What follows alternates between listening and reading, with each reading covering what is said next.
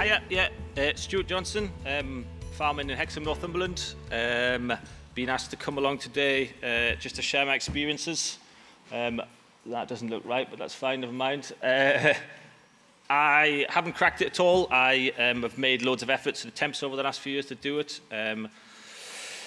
What works for us does work for us, but there's no suggestion it'll work for you. So two of my favourite things is do your own research, know your own context, KYOC, that's definitely very important. I'm going to share my experiences. Hopefully you might get something out of it. If you don't, that's fine as well. Just smile and nod with me. We are a family-run farming business in Tyne Valley, Northumberland. We have about 540 acres, which has been fairly long-term regeneratively farmed. 280 acres just taken on a few years ago that we've sort of introduced practices to, and 220 that we just do in line with the landlord's wishes at conventionally managed. We are livestock farmers. We can grow our own arable, but we don't really have a massive passion for it, a bit of knowledge on it, but we really are livestock farmers through and through. That's what we like doing. Generally, we have about 170 cows that calve a year, about 800 yows. They fluctuate up and down, depends on the season and the graze and all that sort of stuff. So it just depends on what's happening. Soil type, we are light sand and gravel predominantly. We have a bit of medium loam, you might say, further on. We do have a couple of fell fields that are wet, but generally we're probably on the drier side. That would be our unfair advantage, I think, in terms of this. 10 years ago, 12, 15 years ago, we were super high input. That's what we like doing. Loved putting on fertilizers, chemicals, you name it. We wanted to maximize output. So we were high input, high output. What we wanted to do was breed the best, grow the most, and really sort of really make an effort to do that. And that was our passion, I guess, at the time, or we thought it was. Did not consider soil health very much at all at the time. Around 2012, wanted to make some changes. All of it was for financial reasons. Just wanted to save the establishment costs, save the inputs. The secondary appreciation, shall we say, of the inputs came much later on, but they are very abundant now. Picture there is me and my family. That's why we do it. That's why we're here. Yes, we work conventional, and we're possibly not as much now, but we do it, and we need to provide for the family. So that's why we all want to do that. We all want to have a good, thriving business. So that's the priority in our lives. So why change? Business resilience. That was essentially my thing. Love resilience in the business, be it financial, climatic, any of it. I want to mitigate our reliance on other people, our vulnerability to whatever may come along. Fertilizer prices go up, doesn't really matter to us now. It's not an issue. We just do what we do, and hopefully we're away from it. Wanted to do it early before we were forced to do it. I was trying to be slightly more proactive. Wanted to use that BPS as a bit of a buffer when it was there. It does make financial sense, but we wanted to try and make sure that we used that sort of that window of opportunity, shall we say, when payments were still there, and we could try stuff, which is good. I have a young family. I used to work, I don't know how many, a lot of hours. I didn't want to do that forever. I wanted to find a way of doing it. A couple of little memes there. I'm sure you've seen them in the past. That's what farmers think's normal, just to work every hour under the sun, and I didn't really want to do that. I wanted to find a way that allowed us to have time with our family and grow up with them. Healthier livestock and environment, it's a no-brainer. Why wouldn't you want that? Morally, it's the right thing to do. I always put that with a question mark. That's entirely up to yourselves as to whether you think it is or not. Personally, I think if there's a better way of doing it, why wouldn't you? So hopefully that's an important thing. I will have to sort of put down there. We are still seeing ourselves as production farmers. We are still producing high quantities of produce. Hopefully just more nutrient dense now. Initially, back in 2012, nobody else wanted to take part in any sort of change. It was just me, mother, father, brother. They were all, I wouldn't say happy with the system, but it was good. We all had a good system going. We didn't do it because we were short of money or we weren't working. I wanted to make these changes for those above reasons.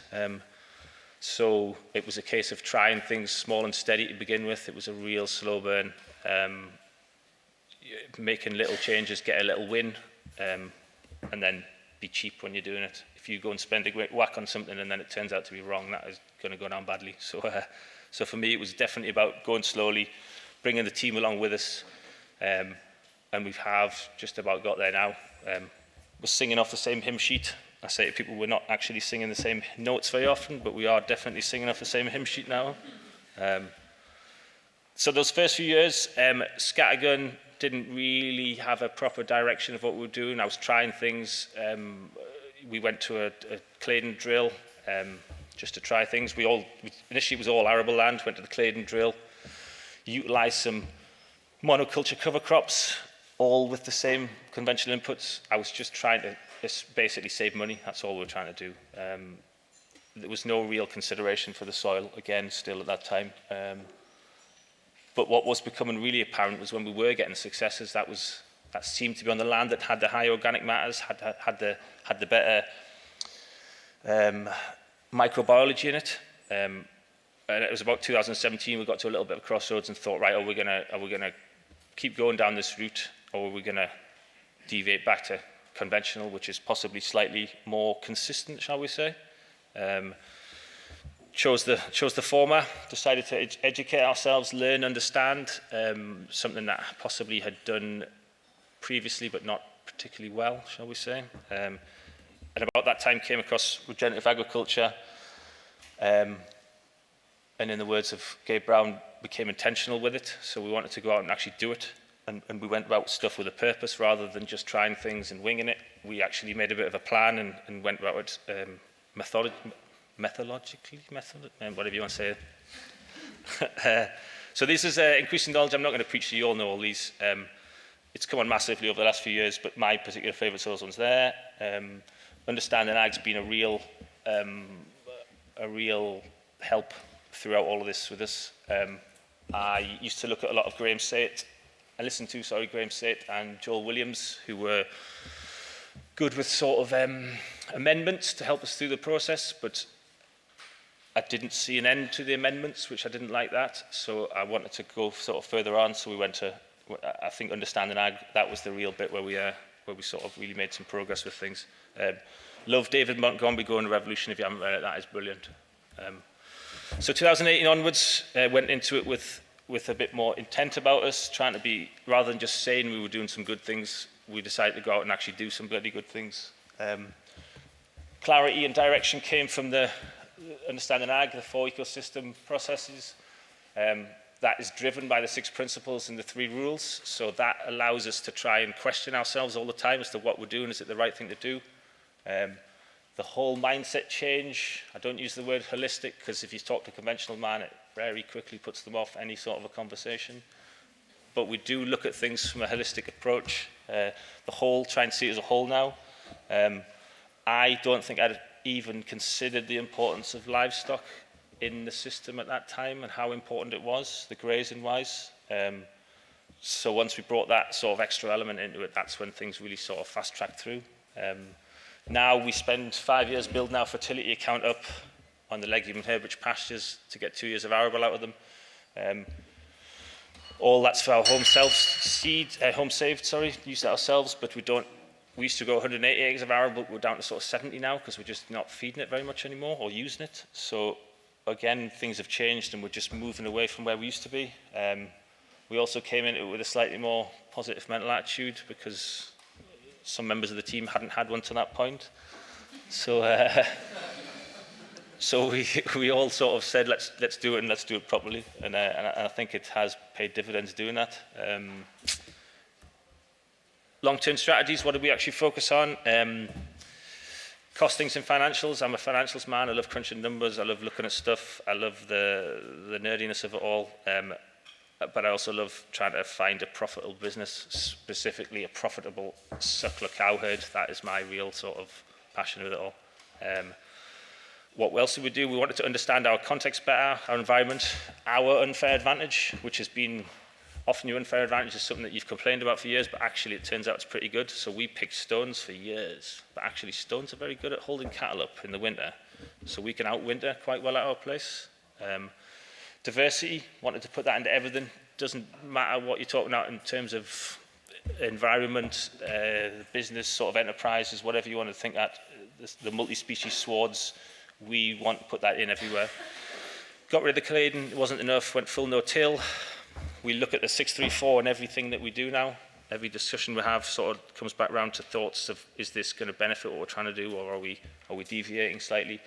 The 5-2 rotation, 5 years legume and herbage sward, and then 2 years arable. So we basically build up that fertility bank account, and then we cash out the interest for a couple of years.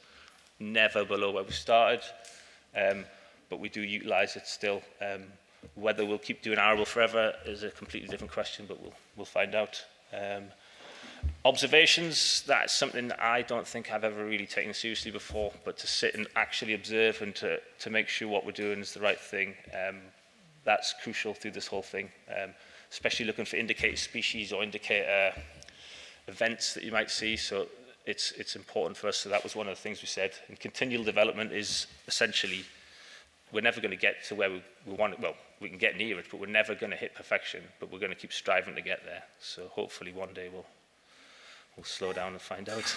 Short term, looked at a few things, mostly because as farmers who've especially come from such a high conventional system, we can't help thinking that we need to be doing something, so it makes you feel a little bit better if you're doing something. So we looked at the soil, calcium, magnesium ratios and pH levels. That was all we really looked at to do with the soil.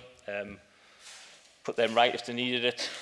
Plants, we follow the plants with leaf tissue tests and Brix levels. Then we did apply nutritional foliar feeds. We did this for sort of 4 or 5 years. I don't tend to do it very much now. It was more of a process that we went through to give ourselves the confidence it was working. Same with the brewing. Used to brew up a lot and splash it on everywhere, and it was good. I think it did help drive the system forward. I have since come to the conclusion I don't think you can get any better benefits than livestock raised in the right way. But if you want to brew, whether it's for a mental reason or whether you think that you need to stimulate something, there is benefits to doing it. I just wouldn't sort of do it all the time or want to rely on it forever. Essentially, you're just going to replace one input with another if you do that. We have used anaerobic microbes in the past. I'm good at expanding them. I use them for silage additive now mainly, but it's quite good for using them in some places. Where we've got to, I won't bore you with the details of this. It's very much just, you've all probably made significant strides like this anyway, so it's not worth getting too much into. But I think essentially what the point I'm trying to make is where we were and where we've come to feels like a staggeringly big difference. And I think that that's what felt like a long time, but actually isn't that long a time. I think it does feel like quite a good success. Nitrogen, for example, we used to use sort of 70 to 90 tons a year, and we're down to sort of 9 tons now, and that's only on the arable ground. So we have substantially reduced just about every variable costs, hopefully without over-sacrificing the yield. We were lucky enough to host Understanding Ag on the farm in October. And I've just come back from America with a 2-week spell with them out there, which was wonderful.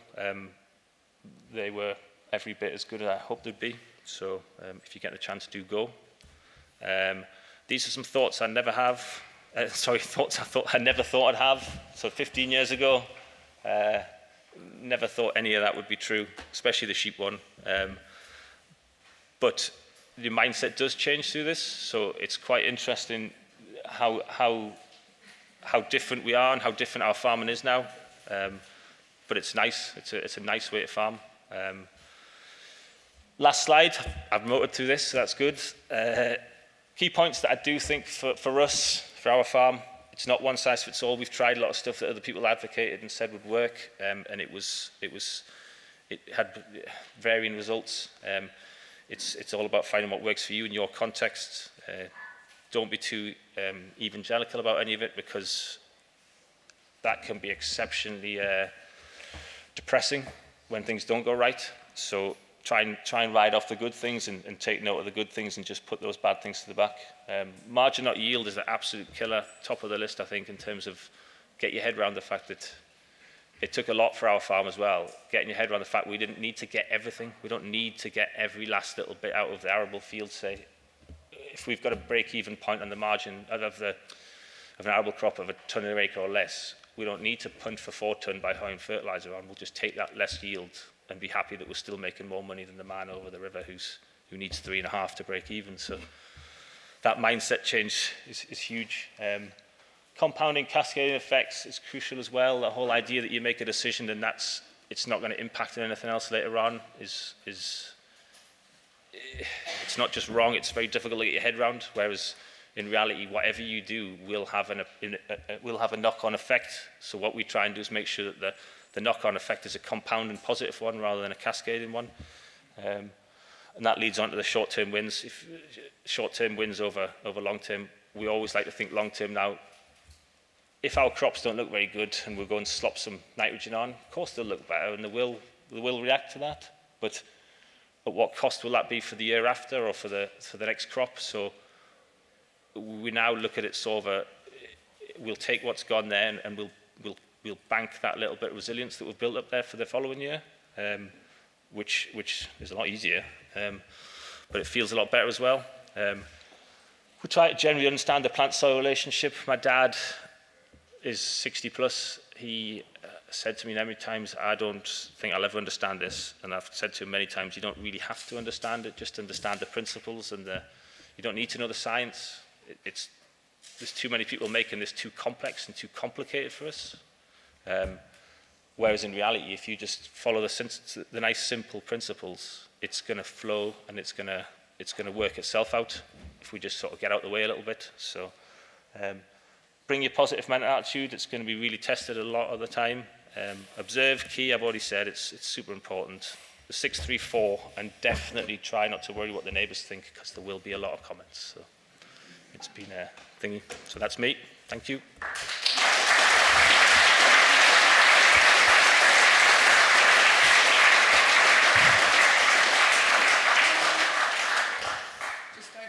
Any questions for Stuart? Oh, sorry. What are you doing at the end? Yet. What are you doing at the end? Hi, Stuart. Well done. Very good talk, that, and very interesting. What was the catalyst in your mind that made you change? Because I think that is one of the biggest problems facing agriculture at the moment, is people willing to change. And then just at the end there it says, try not to worry what the neighbours think. Are those neighbours actually embracing anything that you're doing, or are they looking over the wall and trying some things? What was the first one again? Sorry, what was the catalyst? The catalyst, I think, it was just purely, I think we used to get a contractor in to drill for us, and he came in one day and it was actually the lad driving for him, so it wasn't the contractor himself, and he said, your land's light enough, you could just drill straight into this. And I was just seeing the pound sides thinking, let's do that then, and then we'll just save some money. It's only when you sort of look at, explore how to save some money and then try a few things that you suddenly realise that the importance of that soil and how we've neglected that importance for years. So it's a bit like once you've gone down the rabbit's warren, it's very difficult to come back round in good conscience. So once I started looking at it and trying to understand it, it didn't feel right to not do it. So that was probably the main reasons why. It was purely financial. I mean, I'm not going to lie to you, it was purely financial at the time, and a lot of our business is still financially driven, but it's done with the environment in mind now, hopefully. And the second question, neighbours. Yeah, there's a little group of us now, sort of all trying different things. I wouldn't say direct neighbours, I would say the more sort of maybe friends and family who've discussed stuff with, who got more time rather than looking at a field full of flowers and not really understanding what we're doing. But if you can have a conversation, it sort of very quickly opens up a dialogue and everyone understands why stuff's happening. I think that entices people into it more. I think my dad's struggled with it the most. I think it's a generational thing. I think that a lot of farmers spend all the time with farmers. So his social group was based around farmers and they're all doing the same thing. If you try and move out of that, I think he got a lot of questions and flack that I'm not that bothered. I kind of just, it doesn't matter to me. I don't tend to have, the farm's not my social hub, as it were. So it's quite easy for me to shrug my shoulders and ignore people. Whereas if that's your social social context, it's really difficult to push past that. But it now seems to be more people asking questions in actual interest rather than offhand comments, you know. So I think he's a lot more comfortable with it now than he maybe was 10 years ago. So it's a really positive thing. So. Chris. Thanks, Stuart. Could you tell us a bit more about 634 and also what you gained from talking to Understanding Ag? Okay, so the 634, I'll go back to the thing. Basically, the 4 ecosystem processes, they're driven by the energy flow, water cycle, mineral cycle, diversity. Now, I think that's a savoury thing. Someone can correct me if that's wrong. I think that's a savoury thing. I think it's right. It has everything, ticks the boxes. It's right. I think that, and this is my personal opinion, so don't any savoury people come after me. I think where savoury slightly fell down was that he didn't guide people enough on how to achieve that. And Understanding Ag have these 6 principles and 3 rules that are a lot more simplistic to follow, or they have a sort of direction that allows people to refer back to them rather than just winging it a little bit under the savoury way. So it gives a bit of a consistency or a comforting level of reference point to keep going back to. So that's sort of, for someone who doesn't have a lot of planning in his life, it's quite good for me to be able to sit down and say, hang on a second, are we doing the right thing here? And it's good in a conversation to sort of refer back to it and say, well, hang on, is this the correct thing to do here? And it's a good point for someone like my father who isn't going to understand the science now, and why should he? He's 60, why would he want to sit down and relearn a whole lifetime work? But if he knows the principles are going to be the right thing to do, it doesn't necessarily need to know the science, like I say. So it's just a really simple, good reference point to keep going back to. So, does that answer the question? Yeah. What do they do for you? What do Understanding Ag do for you? Nothing in terms of. they don't. I don't employ Understanding Ag or anything like that. We've been introduced and had conversations. They are part of a mentoring program, which is through the Regenerate lot over there. So they're involved as the mentoring in that. So they are exceptionally good for guidance and helping out. So I've been used as a bit of a pilot farm for this Regenerate Asset Management, who are trying to develop this scheme, and they've used our farm as a sort of base point to see how it's helping things or not helping things, and vice versa. So Understanding Ag have been brought in as the mentoring side of that. So when I say nothing, it's not specifically they don't do nothing. They've been fantastic at driving it forward. It's just they aren't specifically on farm or anything like that doing that. It's just being able to draw from that knowledge base all the time is really, really helpful. It's good. Does Alex have a question? This is the final question. Stuart, thanks for your presentation. You made a fairly controversial point halfway through that you now find sheep enjoyable. Can you explain the evolutions you've made to your system to get yourself there? I don't like sheep. And I specifically did not like the way we did sheep. Lambing everything through the shed, punting for 230% lambing percentages, feeding them all winter. The whole thing, it didn't sit well with me, and I think that finding a different way suddenly has made it slightly more enjoyable. So now we don't feed them any concentrate. They're on legume and herb-rich swards, just grazed all through the winter. We don't aim for that big scanning anymore. We aim for 175, 180. That'll do. We lamb outside, which is a lot more rewarding. It's a lot more enjoyable. They're just slightly more fun than they used to be. Still don't like sheep though. I will say that the sheep have had to change to suit the system since we started. So we sort of set to with the, generally mules is what we had, but they won't suit the system. They don't like grazing. They're not forage based. They can't. So we've moved to an Innovis sheep, varying breeds. I wouldn't say that they're all perfect, but they're a better starting point because they have been bred to go off forage, and they do carry the fat and condition a lot better. So having more simplistic sheep has definitely helped, and in a simplistic system just means I'm not weighing sheep every day or doing feet, so it's a lot more fun. Perfect. Thank you, Stuart.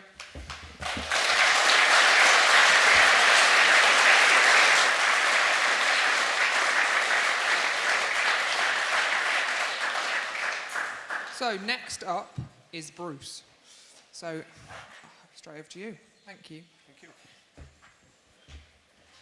Hello everyone, my name is Bruce Thompson, and as you can tell from my accent, I'm from Ireland. I'm a dairy farmer.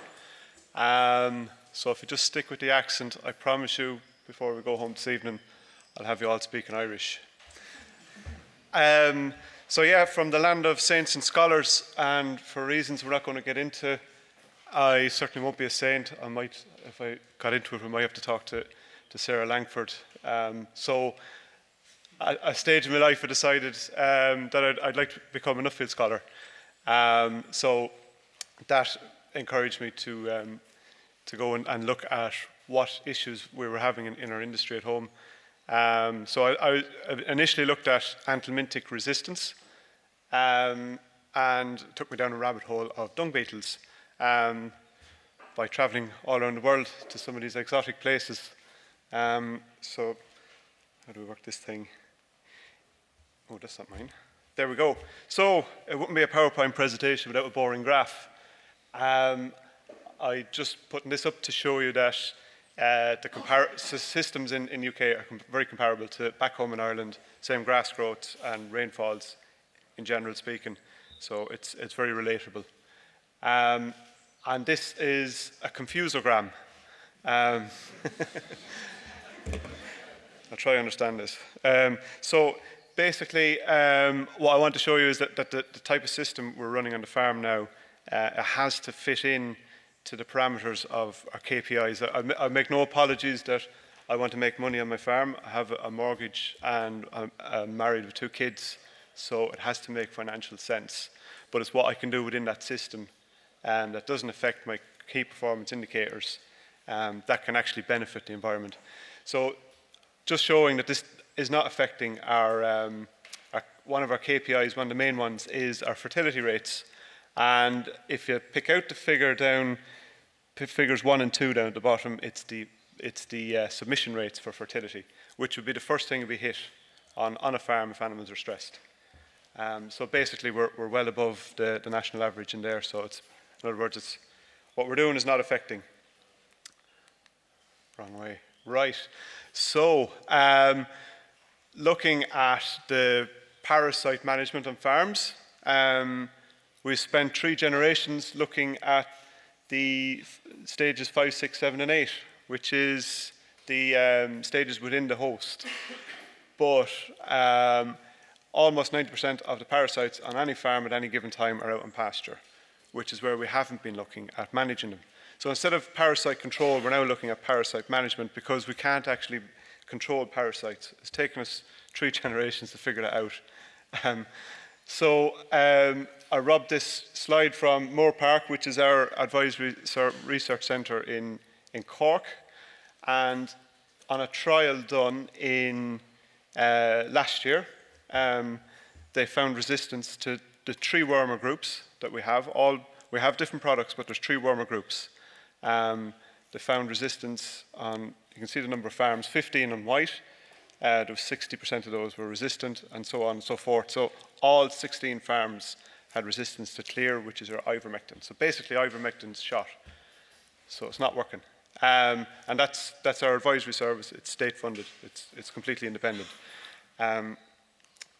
So back home, changing our approach. Our cows are they're a fantastic animal. The word vaccine comes from the word vacca, which is Latin for cow. And the first vaccine, smallpox vaccine, used cows to create it because they're really fantastic creatures at building resistance, their own resistance and immunity. So we have been leaving them a bit lazy over the last number of generations and not actually letting them get exposed to parasites. We've just stayed worming them. So we are looking at exposure versus immunity on the farm, and it's a matter of getting that in balance. Our stock have two types of immunity. It's adaptive or innate, and the adaptive one is a low-hanging fruit here. That's the one that they'll create over time. However, our calves, that's our young stock, calves and lambs, they're the most susceptible, but they're the ones that would contaminate pasture at a far higher rate. To put it into context, we have 300 milking cows at home. I did fecal egg counting. I looked and I found one egg out of the 300 cows. I tested one calf, had 2,400 eggs in the sample. So it puts into context that one calf, the damage it's doing. And then where and when are these parasites? So we can see they don't really become a thing on pasture until mid to late summertime. So why are we worming early in the season? And you can see that the blue mark here is, that's the fecal egg count of lambs. So you can see that rises as the season goes on. So there's absolutely no need to worrying so much about parasites early in the season. And on the herbage here, we can see where they actually are. So this is a perennial ryegrass. And we can see down in the bottom 5-6 centimetres. That's where the large number of infective stage larvae are sitting. So grazing animals down tight is going to lead to more ingestion of parasites. So that's why we don't graze tight with the calves when they go out, particularly in the early part of the season. We skip them over the paddocks pretty lightly and move them regularly is important. And I threw in a picture of my dog there because I think he looks brilliant. That's for reference. That is a dog, it's not a Jersey cross. Yeah. So as they move around then, they're obviously contaminating the pasture with these high egg counts, potentially. So we developed a grazing system called traffic light grazing, and that's where we're mapping the risks on pasture throughout the year. Calves go out early in the season, we're giving them low risks because we don't want them getting overwhelmed. And as the season goes on then, we start putting them out onto medium risk pasture. That is confirmed then with fecal egg counting and animal performance. We also write down the parasite that we're dealing with on the map as well. So it's lungworm. We don't have to worry about lungworm in the early half of the season. It's not till the season gets on that becomes an issue. Moving them very regularly. And this is my cheap conveyor belt feeder. They're moved. There's an old train of thought, grow it in 3 weeks and graze it in 3 days. Now, we do give longer than 3 weeks. We're working on 28-day rotation with calves, but they don't get a huge allocation of grass. Yeah, we've no designated calf paddock. So that's a big downfall on a lot of livestock farms, that we have this well-fenced paddock that's ideal for letting calves out to. And it's easy access, and the trough is in the corner. But we move away from that, making all the equipment mobile and keeping the calves on virgin grass the whole time. So then to clean it up, we use hoovers. So there's our a more resilient type of livestock. So older animals in particular, they're able to ingest parasites, particularly when they've built up immunity, without actually letting them multiply in their stomachs. So, and a baler then is another fantastic way of cleaning up pasture to leave it ready for young stock. And here is this is Couperia, I think. This is parasites under a microscope. We're doing our own fecal egg counting on our farm. It's not something I'd recommend. Vets and labs provide the same service, but The point is to get it done. It's cheap to get it done, and go and get it done, and it'll help your decision making, and it'll help identify what paddocks are potentially getting contaminated more. So when we do those, we identify the product that we're going to use based on the lab results and the right time, so we know when to go in with it. Very important to get the calculation correct on the equipment. And refugia. So this is very important. 80% of the parasites are in 20% of the animals. So we need to find that 20% and concentrate on them. So we're using the weighing scales and looking at performance and using a targeted selective treatment with them. And we're recording that information. We're actually at a point now on our farm, we've finished expanding, that we're going to start selecting animals based on their innate resistance to parasites. Because there's some animals on my farm have never seen a wormer, and that's within a conventional grass-based system. So after they've been wormed, they go out. We have a little corner in the field. We fence that off and give it to the calves. They stay on that for 2 or 3 days, and they're moved off it again. It's only ever used at that moment in time after worming. And then afterwards, we put them onto a medium risk paddock, which sounds counterintuitive, but we want those animals to fill back up with susceptible parasites that are susceptible to the wormers. That means we're not breeding resistant parasites on our farm. Quarantine drench. So I call this the napalm approach. So, know the room, Bruce. When we bring livestock into our farm, to make sure that we don't bring in resistant parasites onto our farm, we keep those animals in quarantine and are given all 3 worm groups. That is because if we have, as you saw from one of the first slides there, if we have a parasite that is resistant to a particular product, another one will take it out. And that means that down the road we can worm less. If you're only bringing in a small number of animals, it's a very good way of ensuring sustainability. And then they're turned back out onto a wormy paddock to make sure that they fill back up with parasites. So it is my opinion that fly control products are probably more harmful than wormers to biodiversity, which I'm going to get into in a minute, how this all ties in. So we stay away from deltrametrin and cypermetrin products, which are basically that's your spot-ons and your pour-on, your conventional fly control products. We try to use Stockholm tar. This year, admittedly, we failed. It's the first time in a number of years we did. We had to go in with the bottle of stuff, which I'll hang my head in shame over, but we did it. But that's what we normally use, is the Stockholm tar. Battles is the best one, by the way, and I'm not on any gratuity there. Come speak to me afterwards. But their product seems to stick on a lot better than other ones. So this leads me on to dung beetles. This is where it all ties in. So there's 2 main types in the UK. There's dwellers and tunnelers. And they're a beneficial insect. Agriculture, I'm going to show you why. They are nature's recyclers.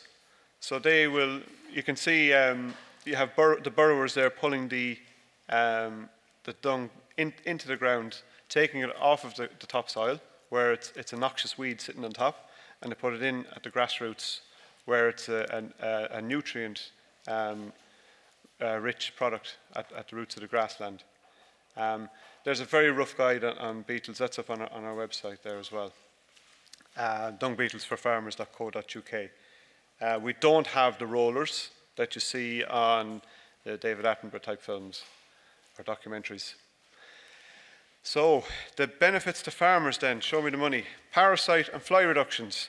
So what the main species of dung beetles we have, the aphodines, the dwellers, they actually dry the dung pats and they move around the dung pats. Flies that are dung-borne require a very specific set of environmental rules, and if you start moving that around at all, like the dung beetles do, it destroys them from being able to migrate out off of the dung pat. Better nutrient recycling, that's pretty obvious.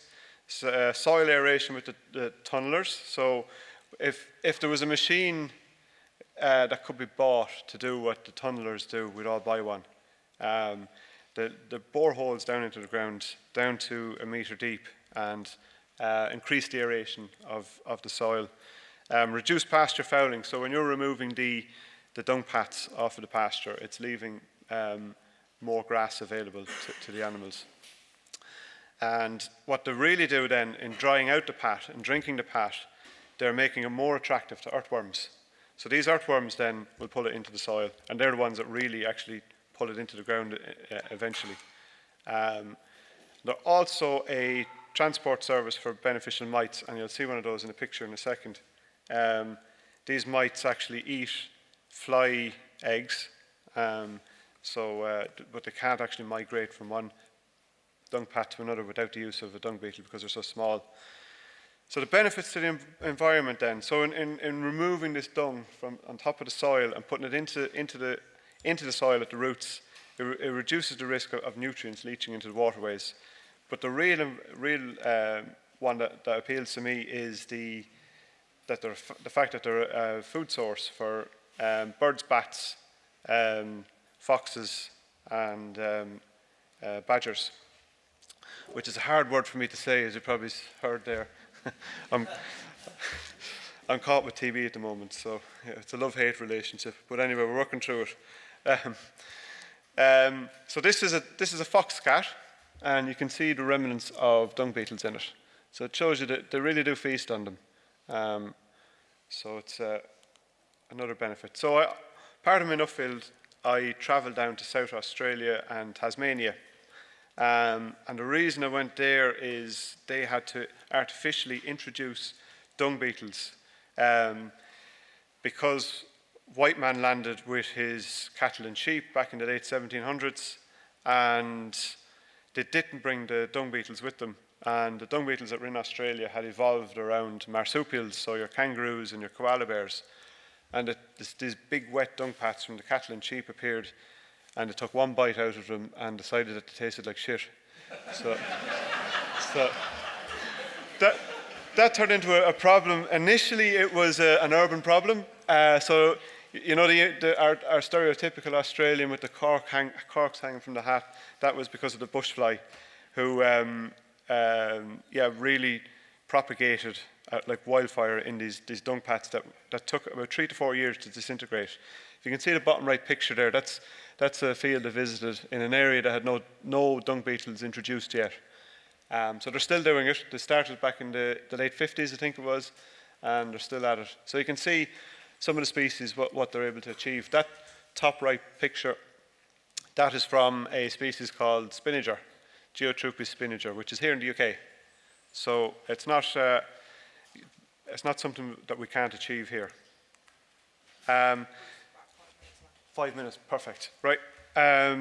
Fresh dung pat. This is in an incubator at home because everyone does those sort of things.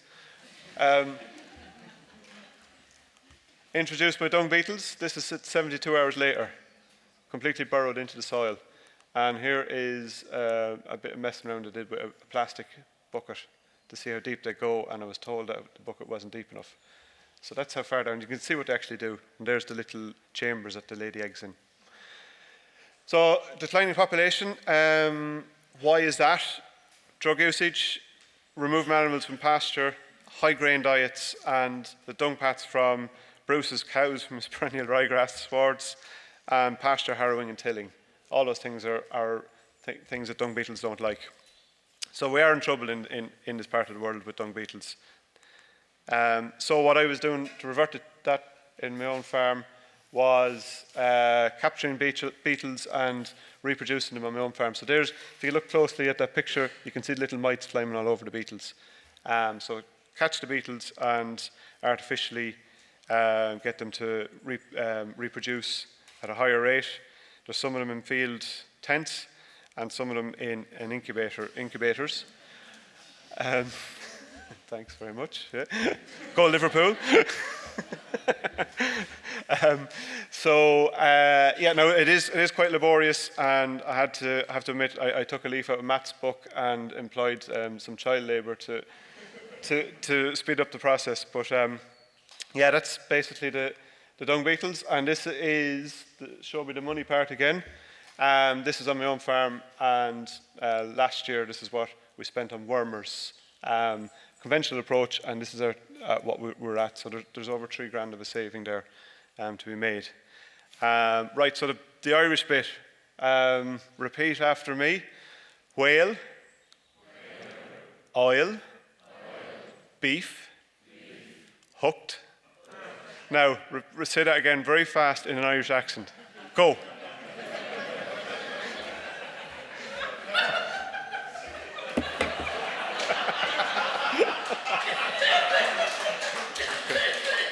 Thank you very much.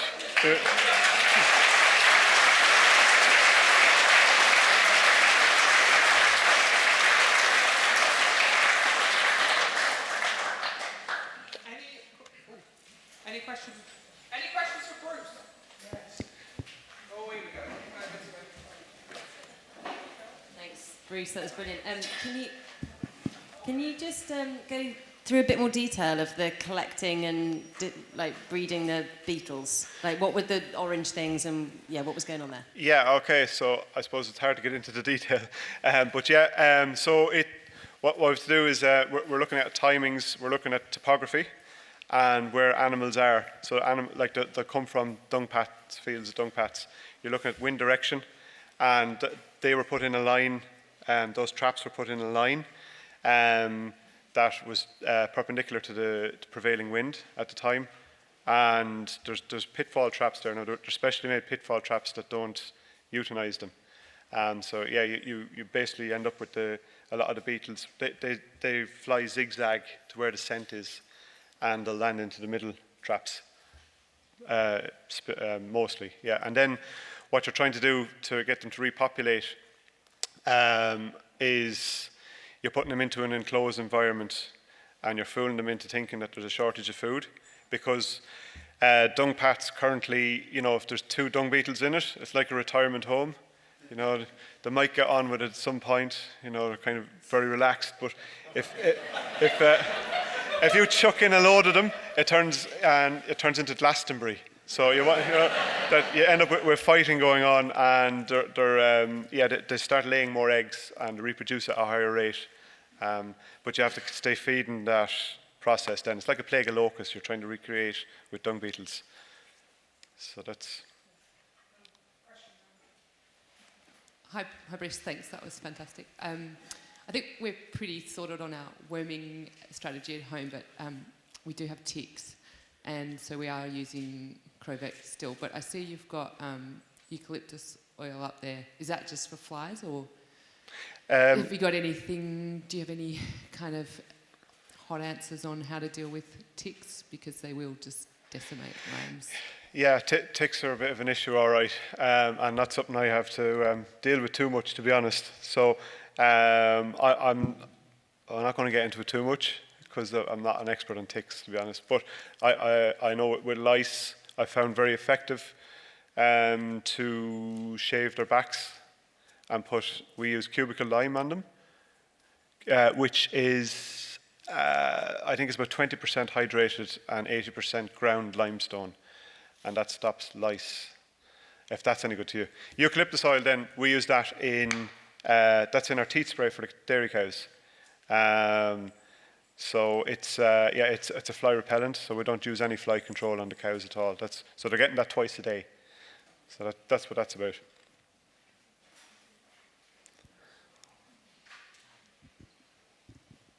Hi, cheers, Bruce. I was interested. Do you find the populations vary throughout the year? Yeah, they do. So you have different species. Why is that? You have different species arrive at different times of the year. There's some will arrive in the early spring. There's some mid-late summer, and some into the autumn, and some over winter. And so you'll have different. I know in March and April you have Sphalacticus, which is a small little golden beetle, and it looks quite spectacular. If you notice, at that time of the year, the dung pats can turn into paper. And then the burrowers then don't come until late, mid to late summer time, generally speaking. And some of them will overwinter as well. So yeah, hope that answers the question. Yeah. One more.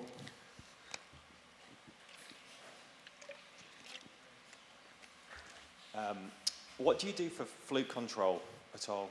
There's no mention of any fluke control products on there. Yeah, so luckily we haven't had fluke on the farm for quite a number of years. We did have, and we've, as part of our regulations, we've had to remove all livestock from waterways. And also when I came home, there were sheep on the farm, and I told my dad it's either me or them. And I think getting rid of them, honestly, I think had an effect. I think they were carrying over a fluke over the winter. So it actually just disappeared, to be honest. Would the dung beetles help? Well, they would, of course, help. But yeah, it's not easy, to be honest. Yeah, but I suppose another point. ICBF, Irish Cattle Breeders Federation, have now put on an index onto all the bulls and the studs in terms of liver fluke genetic merits, which is done through genomics and through factory kill sheets. So there's certain bulls that we just won't use in our area, just for that risk. Thanks. Perfect. Thank you very much, Bruce.